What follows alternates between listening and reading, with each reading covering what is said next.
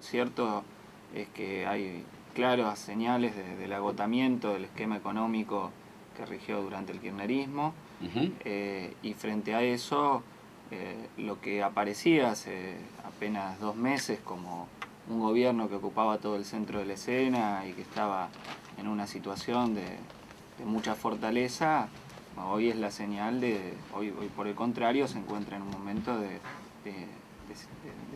la debilidad más importante desde que los Kirchner llegaron al poder en abril del 2010. El principal elemento es que este gobierno ha cometido una gran estafa cuando señaló de que nos íbamos a desendeudar y que la deuda externa dejaba de ser un problema. Entonces el primer elemento es que este gobierno cada vez le cuesta más conseguir los fondos necesarios para hacer frente a los pagos de la deuda externa. Vos fíjate que más allá de que sea cierto o no que Lustó dijo en Washington que se iba a hacer el recambio y un canje el año que viene, y que eso motivó la corrida, lo cierto es que los bonos de la deuda argentina se han derrumbado brutalmente. Solamente ayer cayeron un 7%.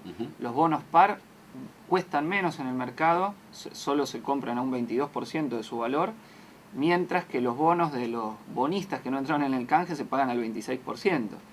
El riesgo país llegó a 589 puntos, el nivel más alto desde el momento del default, y esto más allá de la maniobra especulativa que haya, lo cierto es que al gobierno cada vez le cuesta más recaudar para pagar una deuda que, lejos de haber desaparecido, se va incrementando año a año porque el esquema fue de recambio de deuda, y que incluso con el aumento de la inflación crecen los fondos que el Estado tiene que pagar a la deuda, ya que esta es ajustable según un coeficiente. Claro, hay una serie de bonos que...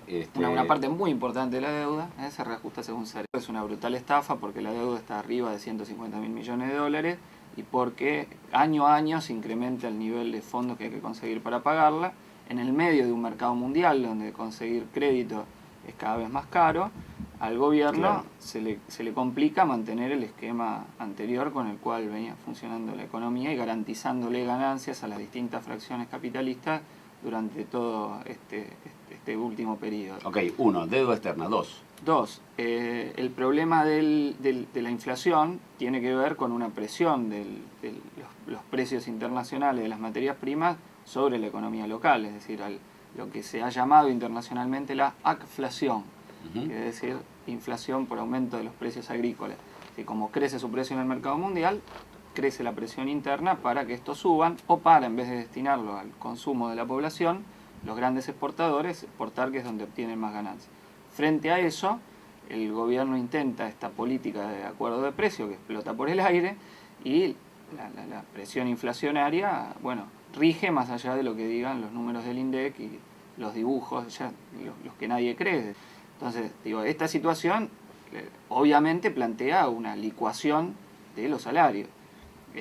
Y ese es el efecto que está sintiendo todo trabajador. Incluso los sectores que lograron mejores aumentos en la paritaria han visto cómo esos están siendo carcomidos día a día por una inflación creciente. Frente a esta situación en donde esto se vuelve relativamente incontrolable, hay distintos planes que se vislumbran desde los diferentes sectores patronales.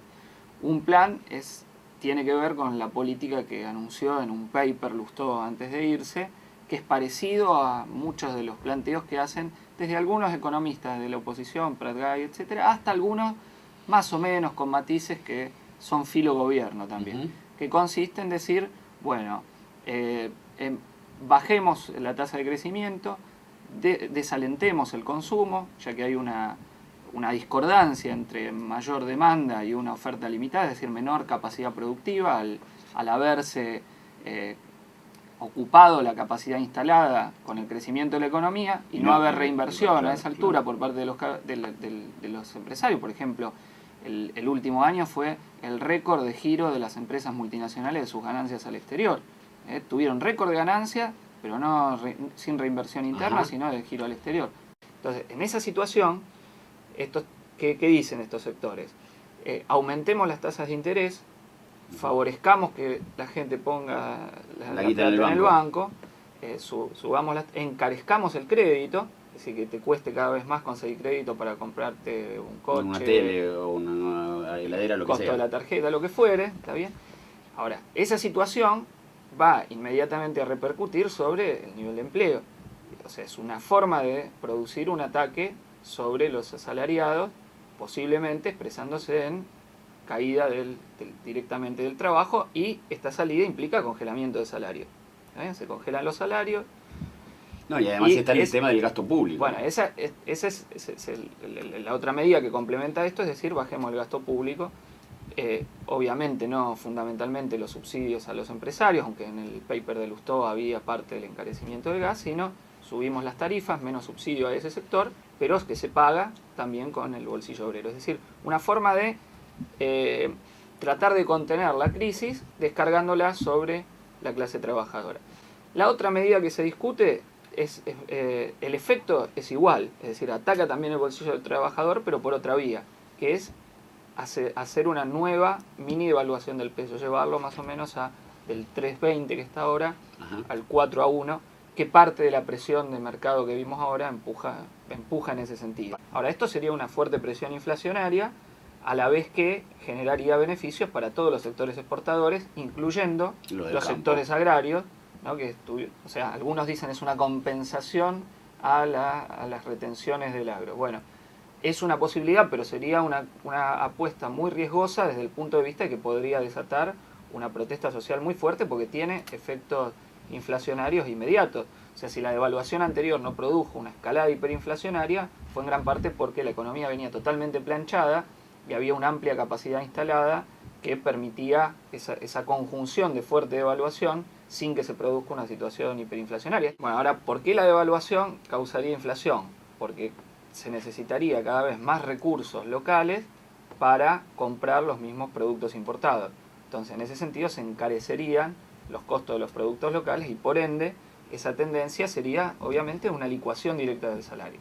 Hay una posición, si se quiere, que posiblemente sea la que apueste el gobierno, de jugar entre estas dos salidas, que es lo que vienen algunos anunciando, de que el 25 de mayo anunciarían la mantención de los techos salariales y una especie de acuerdo de precios y salarios entre el gobierno, la burocracia sindical y las patronales, para lo cual quieren cerrar el acuerdo con las patronales del campo, incluirlas en eso y, insisto, nuevamente plancha del salario. Si vos ves y analizás estos tres planes de la clase dominante, son tres políticas. El tercero sería, aparentemente, seguir... no, más o menos como hasta ahora, pero con el elemento de lograr que lo que hoy es de hecho, es decir, que Kirchner lo llama Moyano, lo llama Yasky, le dice, mirá, no me peleas más por salario, te pones un tope, el 19%, sí, okay, como puso, ahora se transformaría en una cosa de derecho. Lo que es de hecho se transforma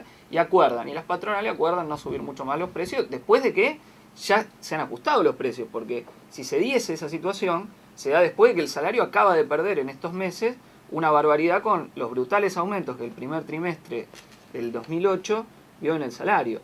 Entonces sería, en la inflación. Sería cristalizar una situación de pérdida y deterioro salarial aceptada por las burocracias sindicales, que dirían no se reabre las paritarias, aceptamos esta compensación, y bueno, y una caída del salario real, que ya todas las mediciones extraoficiales dicen que ha tenido una implicancia directa en un crecimiento muy importante de los niveles de pobreza.